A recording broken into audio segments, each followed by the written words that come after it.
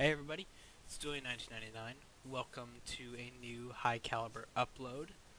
There's a lot of new players getting on the server lately, and I feel like I need to get on here and create some new content to hopefully show around some of the new guys on the server and help you guys get started, especially as there's the recent shutdown of NBZ Classic. So, yeah, I'm going to try to upload more often to try to teach you guys how to play, how to get started, and hopefully find enjoyment in this server. It's a lot of fun. There is a learning curve, though, to be honest, but it's nothing crazy. Most of you guys from the old NBZ community or NBZ Classic community are plenty capable to learn this new plugin. It is, after all, made by the same guy who created the NBZ Classic plugin, Maximus Payne. He's a current coder, he works really hard, and this is just the latest evolution of that original NBZ plugin, but it's been optimized to run better, to run smoother, to run a little differently, to support larger ships and a bit more realistic gameplay. But without further ado, we're going to get started in this sort of like a beginner's starter guide to NBZ High Caliber. So, when you guys join the server, the first thing you're going to want to do is /spawn. It's going to teleport you right to where I just was, and you're going to find, a few signs right here: new /training. Use plot TP to get to dry dock. But right here it says new, do /training. Highly recommend doing /training. What /training is going to do is it's going to teleport you to our interactive training tutorial. Here you're going to want to follow these signs. You're going to want to follow the NPCs, and you're just really going to want to do this interactive tutorial. You follow this yellow pathway to all the different areas, and you get to mess around with the plugin a bit. You get to, for example, you get to shoot a cannon or a AA gun. And this one doesn't have a oh, there we go. Loaded. And you get to, just mess around with everything, and explore this ship and this training thing. But when you're done here, make sure you follow all of what everybody has to say. You right-click them to talk to them, and you're gonna do /hub. /hub's gonna take you right back to where we just were. We have bungee corded servers, so /training, /hub, and /commands. These are our main ways to all the different worlds, since we have multiple servers connected to the same IP. So the main spawn that you spawn in is the Dockyard building world. So kind of where players are gonna, build their ships. So you can see here we have some just massive ships being built by players. I don't know what this is. This looks like a one of the sister ships to the Lusitania, or not Lusitania, sorry, the Britannica or whatever. Kind of a cool camo though, I like it. Pretty fancy looking. Looks like we have a massive battleship being built. But if you're a new player, you're gonna want to start off small. Don't dive straight into building massive ships and stuff, because it's tough, and you don't want to get yourself too far into a project and only to in the end not like it because you were kind of a noob at the time and didn't know what you were thinking. But so you're going to want to do /warp Dockyard small. This will take you right to the smaller ship plots. It's going to take you here, and you may look at these plots and be like, oh my god, they're claimed, there's ships in them, but they're probably not claimed. They're just ships remain, even if the plot's unclaimed. That's mostly there just to make the shipyard look cooler, and maybe let you take a look at what others are doing. You can easily get rid of this if you want. Like if this is my sub, for example, and I didn't want people to look at it when I'm getting off for the day, I just shift right click the sign and it'll clear it. But what you can do is, if you want to create a new plot, you're going to want to right click this, and for you guys it'll say new plot, claim, or whatever. It's going to look like a sign like this, new plot. You're going to shift left click the sign and it's going to create it, but let's just load up one of my ships, and it's going to, voila, magic, ship's loaded in. This is my flower class I made, and you know, you can work on it, whatever. It's gonna autosave for you like once every 10 minutes, and and if you get offline, the plot's gonna stay on standby for a pretty good amount of time. So if you disconnect or something, or you gotta go really quickly, your plot might even still be there, or I should say, it might still be owned by you if when you come back. So there's no worry about losing a plot from a stupid little crash or something. Um, but let's say I built whatever I want to do on this plot, and I'm done with it for now, and you know I'm ready to get off. I can simply just disconnect, and it'll automatically save for me, and eventually it'll clear the plot for somebody else. But if I want to be courteous to others, I'm gonna left click this, and then shift left click it to release it. Ship is still in there, like I said before. The ships are gonna stay, but that's okay, because there's no way for somebody to get my ship, essentially, unless they, of course, world edit it, but we have a strict policy. If you copy from somebody else's ship without their permission, you will get punished for it, and it's really easy to tell. It's super easy. We don't have a huge community, so when somebody copies, it's very easy to tell. So again, yeah, don't copy. Be cool. There's actually some resources where you guys are encouraged to copy. I'll get to those later in this video. But yeah, that's kind of the claiming and unclaiming of a plot system. Let's say all these really small plots are taken. You know, they're being used, and all that's open are the larger plots. And I'm gonna work on a pretty small ship here. You know, I'm just trying to work on my flower, for example. I can still spawn my flower in a bigger plot. You know, it doesn't matter if I built this ship in a tiny plot, I can still load it into any plot. Now, if I built a really big ship and tried loading it into a smaller plot, it wouldn't work. It won't allow you to do that. But all these plots, just think of them as regions to build, and your plots are really just your saves, you know, your ships. So, however many plots you have is how many different ships you can have. So, that's kind of how this ranking, or not ranking, but plot rewarding system works. Currently, good news for you guys is there's no rank system at the moment, so you can actually build whatever size ship you want. There's no money either, so you can literally don't even have to worry about money at the moment. But in the future, we will be implementing a rank system which will prohibit you from being able to spawn in ships that are a certain size. So you'll still be able to build whatever size ship you want if you really are just into building. But in order to spawn it and battle it, you're gonna have to have a rank that is suitable for such thing. But let's go ahead and say I want to go sailing. We're gonna go ahead and load in my ship again, the one that I've loaded in and unloaded in a few times. All right. Now, to spawn a ship in, you gotta go to the main vehicle sign of the ship and select it. So for this ship, I believe my main vehicle sign is in here. The main vehicle signs are different too. You'll want to visit /warp space archives for information on all the different kinds of signs, because there's over 10 different or so. One for all different kinds of ship classes. This is a Corvette, so the designation's K. The top line's really the only one you have to write anything on. The other stuff's just added stuff, prefixes, names, and any sort of extra identification stuff you want to put on. But the top line is the most important one, and that determines the class of ship that you built. This is going to tie in eventually to armament restrictions, to dimension restrictions, and rank restrictions. So you're going to want to be very careful on picking the right sign for your ship. And you can see this information and stuff all in the warp archives. But we're going to shift right click to select it.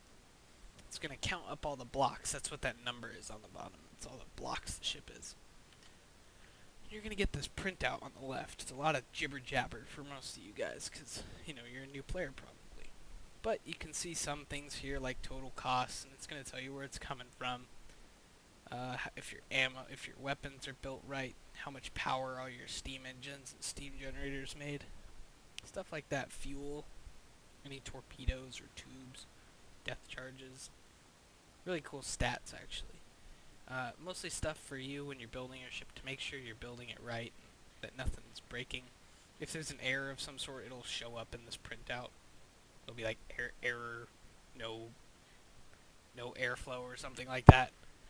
It'll let you know. But this one's all good and it checks out. So we've got it selected. Now we're going to do /APG. This is going to take you to our battle world. You're going to want to do /warp west or east docks, one of the two. There's 2 different docks to spawn at. And you can come across, let's see. So you'll notice I'm the only person on here, and it's like, dang, what am I going to do?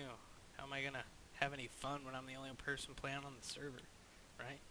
Well, if I come over here, so I can spawn a ship in. That spawner's invalid, that just means it's broken. It means the numbers on it are wrong, but this one's good. And it spawned in the ship. It actually started it up and it already knows you're the captain, so it was able to, start everything up for you. So it's running and you get on your ship and you sail away. But like I said, I'm the only person on the server, so what's up with that? What do I do? Well, you can come to these pretty cool signs over here. Let's see. This is an Atlantis custom ship, custom AI ship. AI Atlantis. So say I want to battle a AI Atlantis. You guys all know the Atlantis from if you played on old NBZ. Let's see here. Let's make sure I don't do the wrong one here. Okay. This one, if I right click it, it's going to spawn that Atlantis some random place out in this world. Obviously it teleported me to it, but I'm going to actually go to /warp west docks. Excuse me. I can just come right back to my ship. So, it's probably best you spawn in the other ship before your own, because if you look on the right, my printout's a little glitchy. So, yeah, I guess spawn in the Atlantis before yours. I'm going to ship release. But the ship's going to be still running. You guys, I don't believe, will have access to ship release. Actually, I think you do. Yeah, I think you guys do. And I'm going to come back here and take command of the vessel that is mine. And if you do ship P1, you can go to the different pages on your printout. I don't know why the printout's doing that. I think that's my client. But you can see the different stats and stuff. There's all the different, like page 2 is your engine report. Depending on how many engines you have, it goes on to page 3 and 4. So you can see my weapons too. It's all different kinds of pages that you can set your thing to. I don't really know why it's being all weird like that. It's a little weird. I've never seen that happen before. I think it's my client, like I said. But you can see on the nav sign where we are, where that little blip right there. If we flip on our radar, let's see. We might be able to pick up that other Atlantis.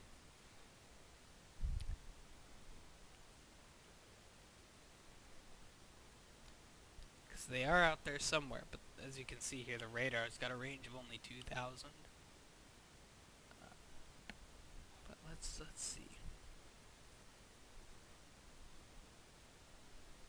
Alright, he must be out of our range, so if you want to go out to sea, you're going to right-click your telegraph, and in the bottom left you'll see there it's adjusting the speed. We're just going to kick her right up to flank. You can see our speed is up to 2.8 knots. So, yep. We do have speeds. And you'll be like, man, I'm the only person on my ship. How am I supposed to fight anybody? Like, that's not enough people. Well, with the handy-dandy ship BS command, you get these little villager gunners and stuff, people on your different positions. This guy kind of fell through the floor, but that's okay. And they'll man your guns for you.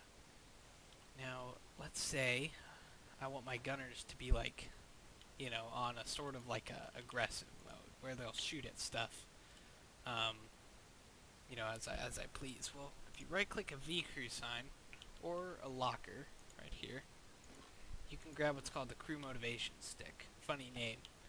but you can right-click your main vehicle sign and your XO. Let me right-click him and I'll tell him to control my gun directors while I control the wheel and helm and I drive the ship. Now I can also right-click the helmsman and I can right-click wherever I want now to tell him where I want him to steer. So if I wanted him to turn left, I would just right-click, look in the left, and he would slowly turn left. Same goes for the right. If I right-clicked with the sword, he would turn right. So that's how you use the helm and the CO. So you can right-click them to adjust their settings, and you use the crew motivation stick to spawn them in. Now let's say I want to just get rid of whatever they're doing, like maybe I don't want my helmsman to drive anymore. Shift right-click him and he'll go away.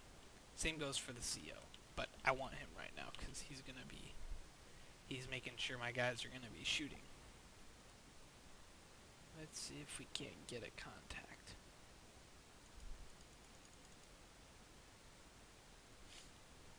Now, this world's fairly large, so sometimes you do have to search a bit, but you got some pretty good tools here that'll allow you to search pretty well. There's a helm sign here. This displays the same stuff as our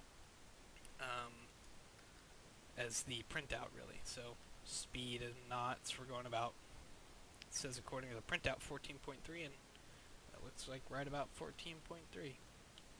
There's also our heading. We're going 90. If I were to change the heading, though, let's grab my helmsman. Let's turn right a bit. 61, you'll notice that red, that's the setting. So it's set to 61, head 61, but we're still going 90 because it takes a second to turn. Boom. Now we're heading diagonally to the left. Now I want to straighten out. Head to 90. Or 91. 90. There we go. It's going to turn me back to 90. So pretty cool. You can see we've moved on the nav sign quite a bit. And there's also a radio. You can man the radio. To use it, you gotta do chat radio, though. You gotta switch to the radio chat. And say I say something like, yo, yo, yo. If I shift right, or if I shift left click, I can switch between received and sent messages. So you can actually view previous messages that run off your chat thing through here. Shift left click to change a frequency, or left click change frequencies.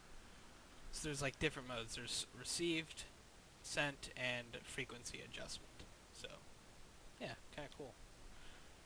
The KHZ frequencies don't really work because they're what do you call it? They're like more long range based, but the 144 megahertz and stuff, the megahertz are much more ship. What do you call them? Ship frequencies. Now, if you have a sonar on your ship, you can switch to the different modes on a sonar. We're just going to send out an omni ping, which is my favorite. And it'll send out a circular ping in the water. Search for any submarines. And what's cool is it's actually sending out a ping in the ocean. So if you're in a sub or in the ocean, you will be able to hear the sonar ping. An important thing for submariners to know is you can't really see it much here but if you look kind of there, you'll notice there's like a shelf. You know, there's actually a lava layer here, which we've put in and retextured to look like a darker water almost, and it's a layer where submarines can pass through to avoid being spotted visually by surface ships. We always felt like that was something kind of dumb.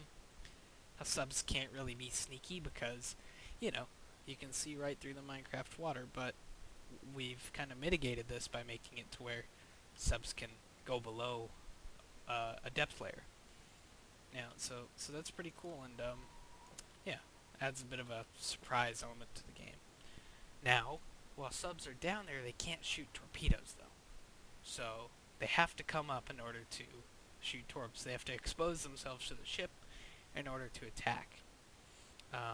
This ship doesn't have any binoculars built on it, but there are binoculars in the locker, so let's grab those real quick. grab all kinds of stuff from these. You can grab weapons, uniforms, binoculars, shift left to grab. It's going to give you this player head, which is textured as a binocular. Oh, it's because I have that in my hand. Weird. Let's go up here.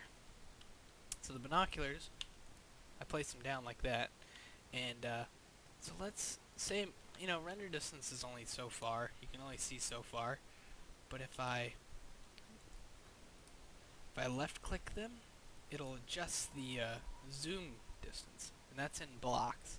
So if I wanted to see well beyond my render range, let's go to 900 meters, and whatever direction you're looking relative. So if I want to see out that way, I gotta look at the binocular this way. If I want to look out that way, I gotta look at the binocular this way.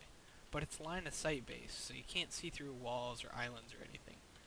But we're gonna go ahead and zoom out, looking at about 1 o'clock. Voila! You can't look around when you're on the binoculars, you know. Otherwise, that'd be weird to have a binocular that lets you look behind you. You can do the F3 and F2 trick though, which is kind of cool, but this is mostly just to extend engagement ranges and make the ocean feel a bit bigger. Also make it to where you have an opportunity to sink an enemy without, you know, being a competent crew member will give you an advantage in this circumstance. And it hopefully gives players who have not as good computers a bit of a what's the term, like a bit of a hope that they can, you know, see as far as people with better computers. Let's go ahead and take a look at radar and see if we got anything.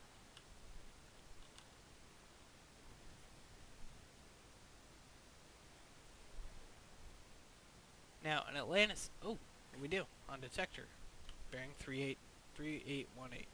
Now, it's too far for radar. I don't know if you guys saw that, but the ping went around and it didn't get anything. We're going to tell our driver to go to the left a bit, kind of where we saw that detector bearing. See that right there? 3818.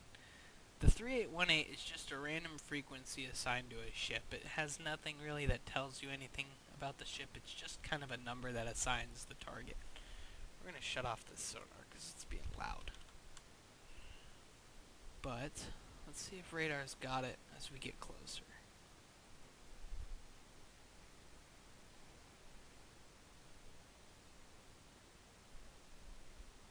Oh, still nothing on radar, so it's still too far for radar. Detector has much longer range though than radar, so this kind of gives you a good estimate to how far they are.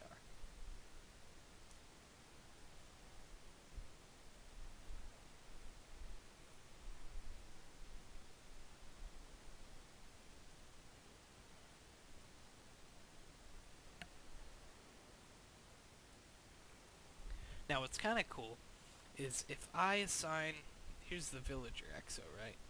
I'm going to tell him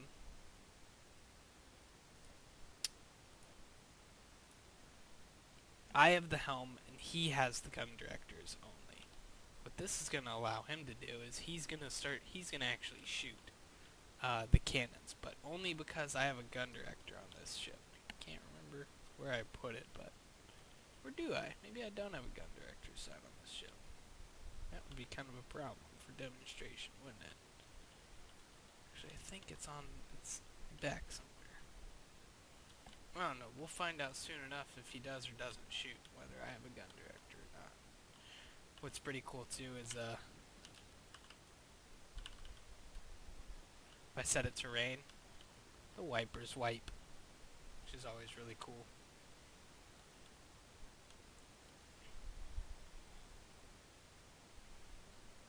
Let's see.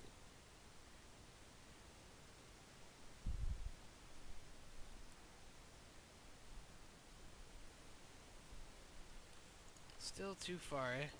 Let's see. Oh, looks like we have some players getting on. Also, if you're ever bored out in the ocean, you can actually play some music. Not going to play these too long, but there is music that you can play. I have my sound. Oh, no, there we go. You can hear it. But yeah, there's music and jukeboxes and stuff. So feel free to enjoy the jukebox when you're out at sea. You can see on the right we've used about 6 blocks of fuel. Those blocks are physically disappearing on the ship too.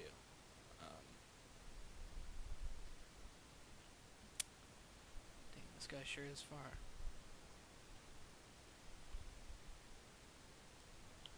Can't be much farther though. We've covered a pretty good amount of. We've covered probably about half of the map. This is sort of the battle world. A lot of people are asking about factions and what's going on with that. Oh, what do we have there? Yeah, they're on 800. Oh my god. I think that's Red Sword. So let's attack. Let's engage that man.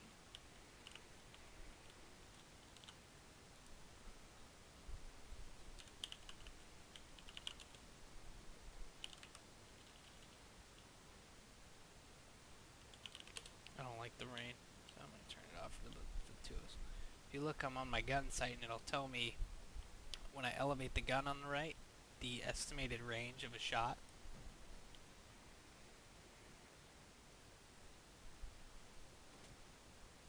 Oh, not too far off.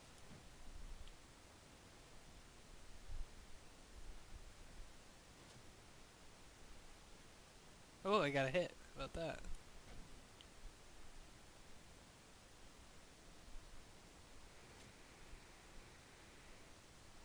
That one was way high.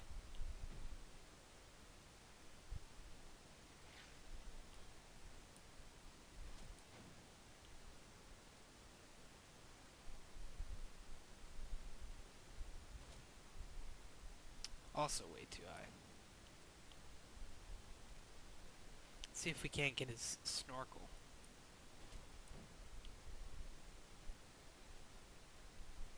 Oh, too low.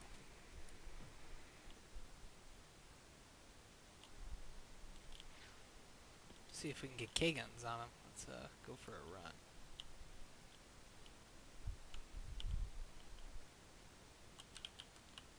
If you do /DC, that arms the depth charges, because, you know, you don't want your crew to be dumb and hit him off. We're going to set the charge to 2, because he's a little far away. Let's see, it would be really cool if he got some torps off on me here. Oh my gosh, there's 4 vehicles active. Set the depth of the depth charge to 20 meters, I think. It's probably pretty good.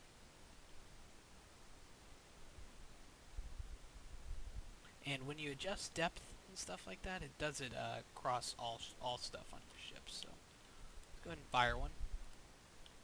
Let's fire a second. I think we need charge 3.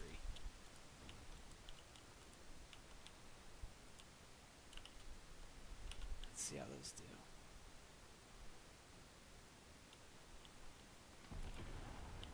Oh, no dice.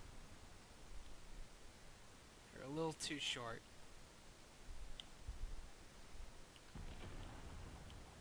But yeah, that's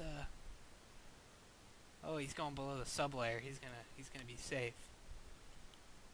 Darn. It's too bad. Although maybe I can get over him with the rollers. If you kick it up to flank on your ship will turn faster and kind of just behave a bit quicker. And since I have my helm controller from the helmsman, I'm able to control such things.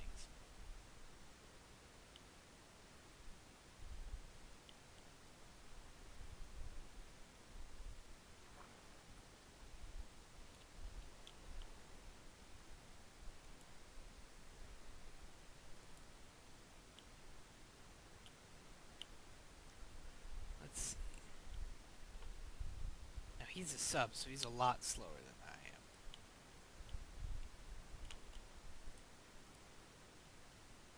go to about 30 meters, because he's almost at that layer. I think that's about as deep as that layer is.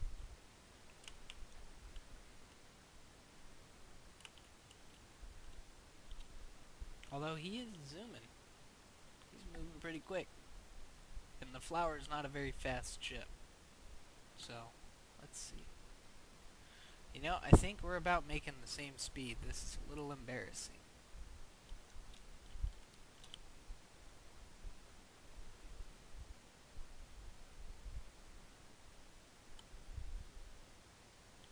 Yeah, I think he's actually outrunning us. Let's give him a few sonar pings, see how his distance is looking. We're going to switch to a target mode, which will send a ping out every time it picks up something.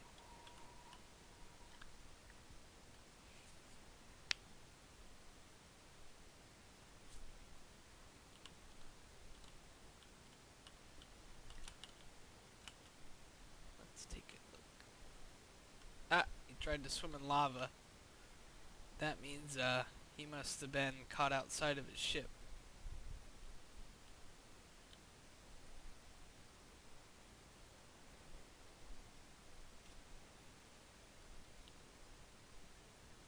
Yep, I'm afraid he's gotten away. He's a bit too quick for us. Let's go ahead and